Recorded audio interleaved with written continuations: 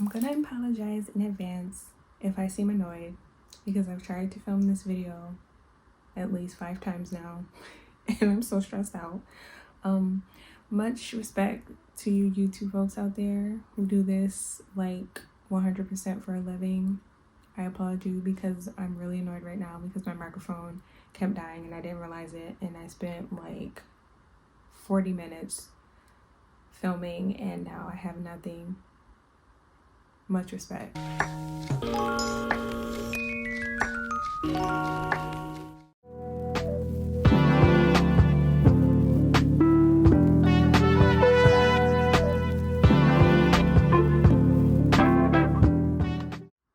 Peace and blessings, everyone, and welcome back to the Queen Collective YouTube channel where we put our self-love into action.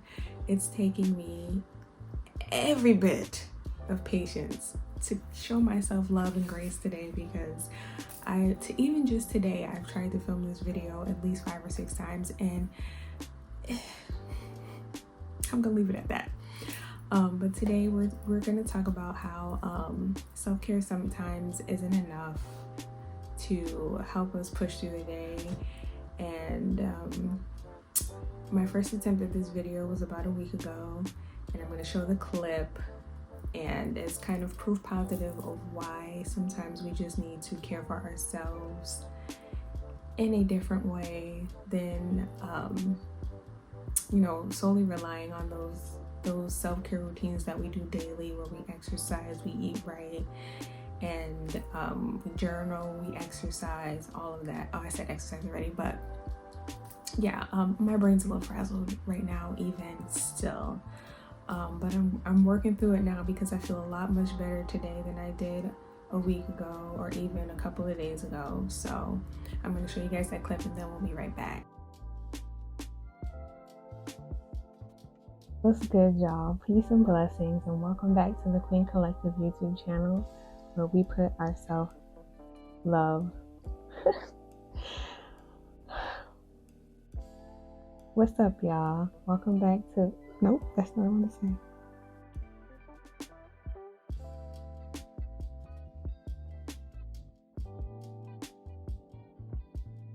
I know my lips are trapped. What's up, y'all? Peace and blessings, and welcome back to the Queen Collective YouTube channel where we put our self-love first. I want to preface this by apologizing in advance because I'm having a very foggy brain day, but that is part of the reason why I am here today. So, in my last video, I talked about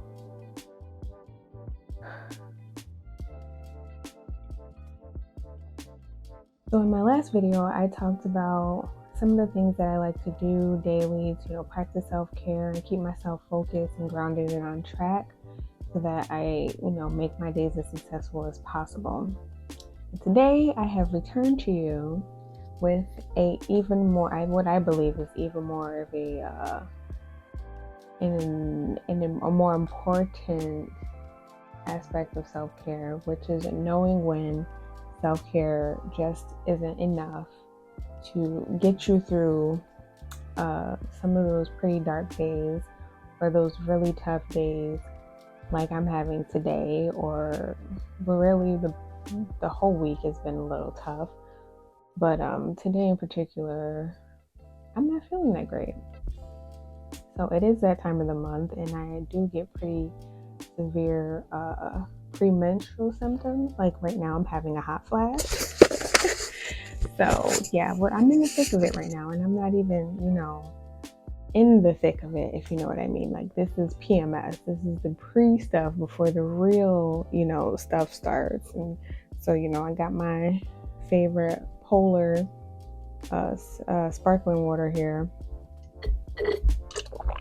so I can try to keep myself grounded in this particular moment and try to stay on track. But like I said, I'm having a brain foggy day and I'm battling a pretty serious headache right now, but that's why I have the mood light going on.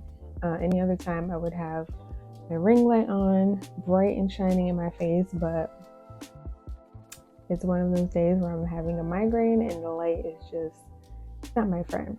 But anyway, so let's see, where do I want to start?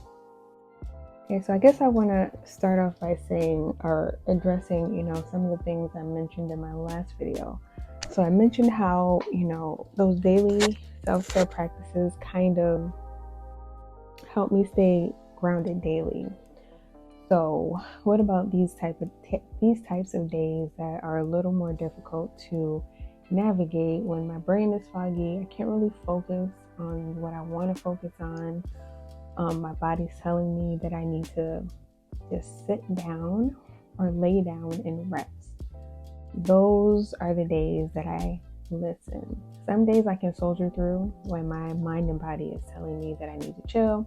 Some days I can soldier through with my, daily self-care practices, journaling or, taking, specific breaks throughout the day, making sure I, prioritize my fitness. And I think my most important meal for me is my breakfast, because that really sets my day too. For me to be a little bit more productive throughout the day, I have to have a really good breakfast. But besides that, like days like today, those things just don't cut it. So today I didn't work out because I didn't feel like it. Today I barely ate my oatmeal because I felt literally sick to my stomach. What else? I didn't journal because I just didn't have the capacity to do. One thing that I never skip is my Bible study. So even that was a little lax today. I wasn't as deep into it as I usually am. But like my brain in these times just really don't function the way I prefer it to. So these are the days that I listen to my body, I listen to my brain, and I take it easy. So what I did most of the day is I sat on the couch. I did a little bit of work, very little bit, but I watched something on TV. I tried to keep the light low in the room because when I get a migraine, the light only exacerbates the problem. Listen to me trying to sound smart and not even saying it right. Anyway, but let's see.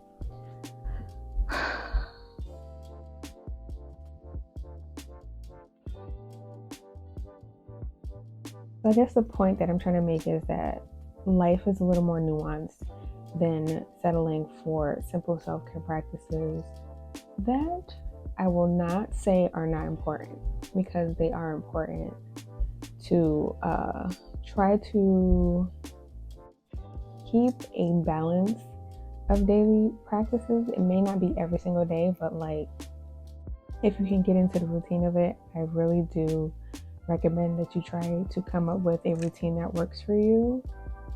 My routine may not work for you, but I prefer to share, what it is that I do, hoping that somebody gets some kind of value from it, some, you resonate with it somewhat. But anyway, like I was saying, the life is a little more nuanced than just simple self-care practices can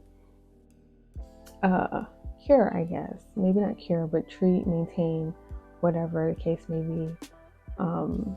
So in times like that, yeah, sometimes you just have to take a seat and just really not focus. If you can't focus, like for me, I can't focus, as you can see right now. I keep repeating myself because I can't focus.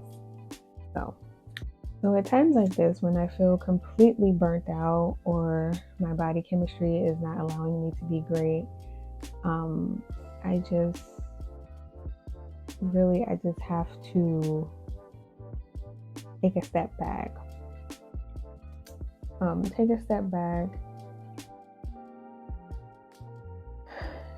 And really figure out where the ill feeling is coming from. In this case, I know it's PMS. I know what's coming around the corners, and boy, is it tough. But in some other cases, it may be mental health struggles. It may be some trauma from your past. Whatever the case may be, sometimes these things do get on top of us, and those little self-care practices are not enough to get us through those times.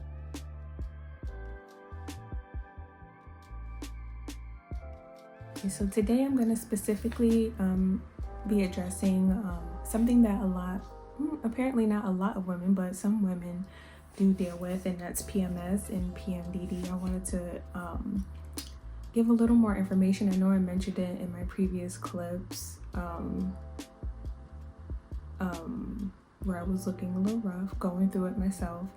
But I wanted to give a little more information for those who may not know, or some who don't actually deal with this, which I didn't realize like a very small portion of women actually deal with these things. So I just wanted to give a little more information on that. So PMS and PMDD. PMS stands for Premenstrual Syndrome, and PMDD stands for Premenstrual Dysphoric Disorder.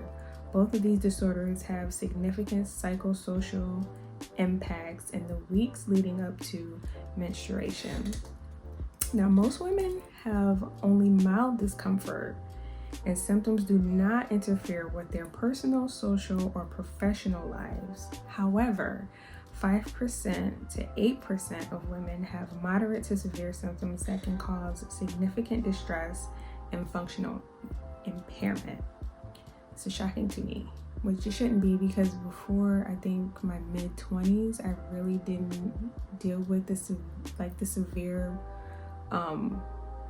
symptoms of my menstrual cycle. From my teen years to my mid-20s, I didn't have severe symptoms. It was the cramps, it was maybe the bloating, maybe the headache and the fatigue, but they weren't that extreme to the point where I felt like I couldn't move for a few days.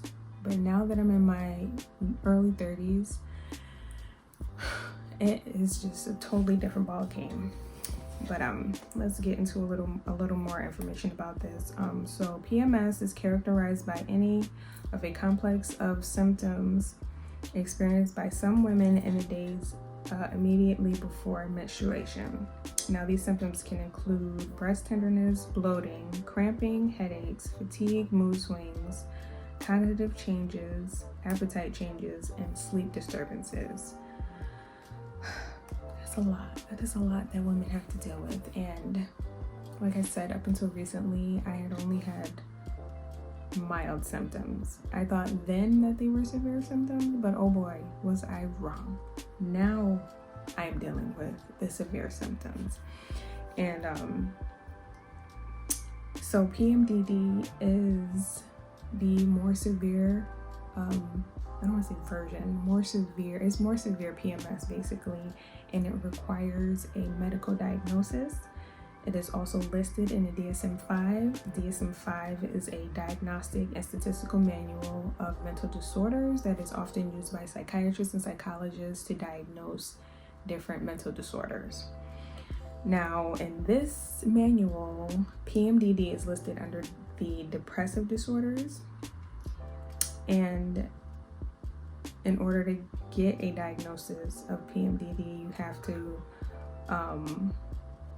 fall under different criterion. And for criterion A, you have to at least have 5 of the following 11 symptoms, which includes one of the first 4 that are listed. And let's see what they have listed here is a depressed mood, feeling of hopelessness, and self-deprecating thoughts, marked anxiety, tension, feelings of being keyed up or on edge, marked affective lability. That word I had to look up because I wasn't sure I had ever heard it before, which I don't think I ever have. I've heard of liability, and that's a totally different thing. So there's that. If you didn't know, like me, I didn't know what that word was before I saw it, looking through this research. Anyway, so the next criteria, or the next symptoms under this criterion, include persistent and marked anger or irritability or increased interpersonal conflicts, decreased interest in usual activities such as work, school, friends, and hobbies, subjective sense of difficulty in concentrating, lethargy, easy fatigability, I'm guessing that's what that says, or marked lack of energy, marked change in appetite, overeating, or specific food cravings, hyposomnia or insomnia, a subjective sense of being overwhelmed or out of control, other physical symptoms such as breast tenderness or swelling, headaches, joint or muscle pain, a sensation of bloating or weight gain. Now for criterion B, you have symptoms severe enough to interfere significantly with social, occupational, sexual, or scholastic functioning. And for criterion C, symptoms discretely related to the menstrual cycle and must not merely represent an exacerbation of the symptoms of another disorder, such as major depressive disorder, panic disorder, dysthymic disorder, or a personality disorder.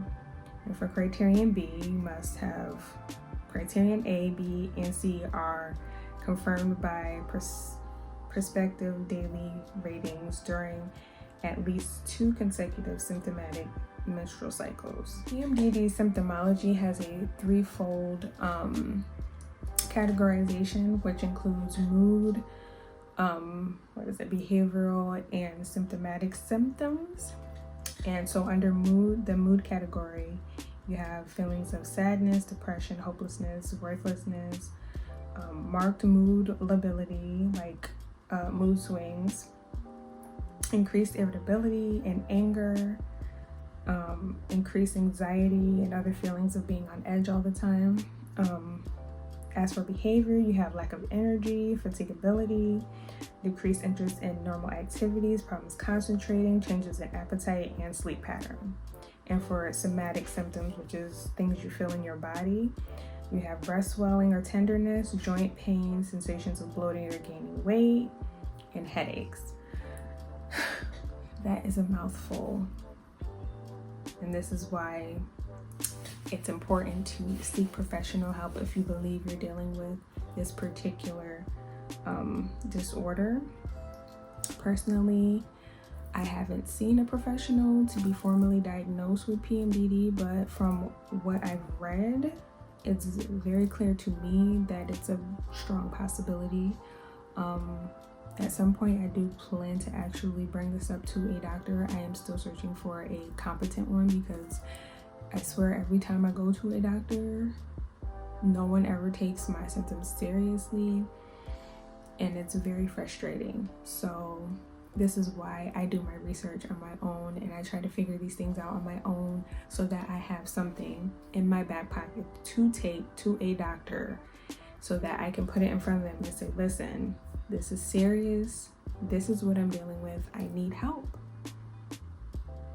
And if they don't want to listen, if they're trying to put you off, and I really don't like when they try to just completely throw medicine at you as a coverall for treating everything. So this is why I do my own research on these things so that I am personally informed and nobody can tell me that I'm, making things up. I'm like, listen, this is real. This is happening and I need you to take this as seriously as I am. So when you go in there with your information already, they know you're serious.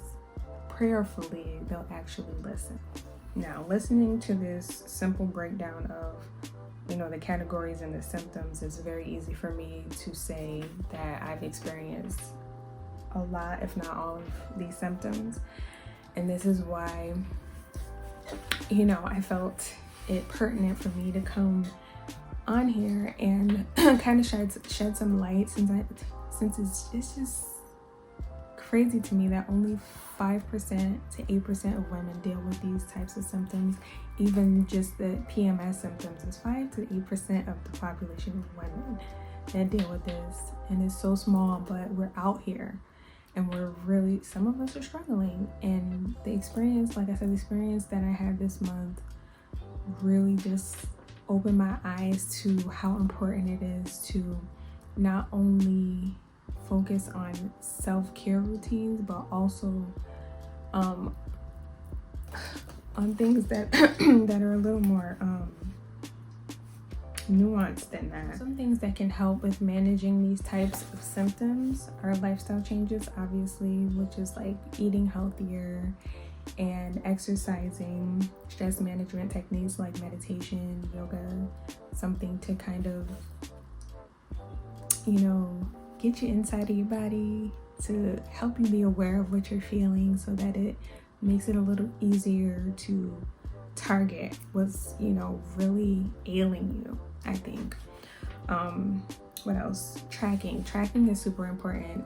And I know this because I've been tracking my periods for a very long time. I use an app. You don't have to use an app if you're very in tune with your body and you know when your period's coming. But I think using the tracking app has helped me a lot to pay attention to my physical symptoms. Now that I'm having more cognitive symptoms like the brain fog, difficulty concentrating, irritability, anger that seems to come out of nowhere, those type of things, I really want to, catalog and take down, because this is something I plan to take to a doctor. So I want them to know, because I know if I don't write it down, I won't remember it. Knowing me, I won't remember it later on. So having somewhere to write these things down so that I can take it to a doctor is super important to me. Also having a support system is super important, because my friends and family really take care of me during this time. One of my best friends gives me some of the best advice on how to take care of myself, because a lot of the times when I'm going through this, I'm not really thinking about doing anything but laying down and just shutting everything out. But it's super important to take care of yourself health-wise, like eating healthy and trying to get as much physical activity as you can. She gave me great advice about, trying to fast from certain things, like the week leading up, that might help with the physical symptoms at least, and it might help with the cognitive too. This month I didn't get a chance to really focus on that, but I did take her advice on beet juice, which I only took it probably like halfway through. I only drank it halfway through, but it really got me through the last few days of my period, which is awesome. The stuff is disgusting, I won't lie. It's not very palatable, but it helps. It really does help. If you can choke down a small glass of it while you're on your period or the week leading up to it, it's totally worth it in my opinion. What else? Medication I can't really recommend because I'm not a doctor, so that's something you would have to speak to your doctor about if you believe you're dealing with PMDD. Personally, the only medication I take during my period are painkillers for cramps and headaches. Over-the-counter stuff, that's all I take. But like I said, I can't recommend medicine when I'm not a health professional. So like I said, consult your doctor on medication if that's something that you're interested in. I think that's all I have for you guys today. I want to thank you all for showing up and watching this video. I hope you found some value. Good information, hopefully. I did do my research on this, and I'll leave a link to the articles that I got my information from. If you do have experience with this, if you have any advice for anyone here, for me, for anyone who may be watching, comment down below and let us know, about your experience. Let us know any advice you have to give. Also, if you found this video helpful, give me a thumbs up, subscribe if you'd like, and I'll see you all next time. Be blessed. Peace.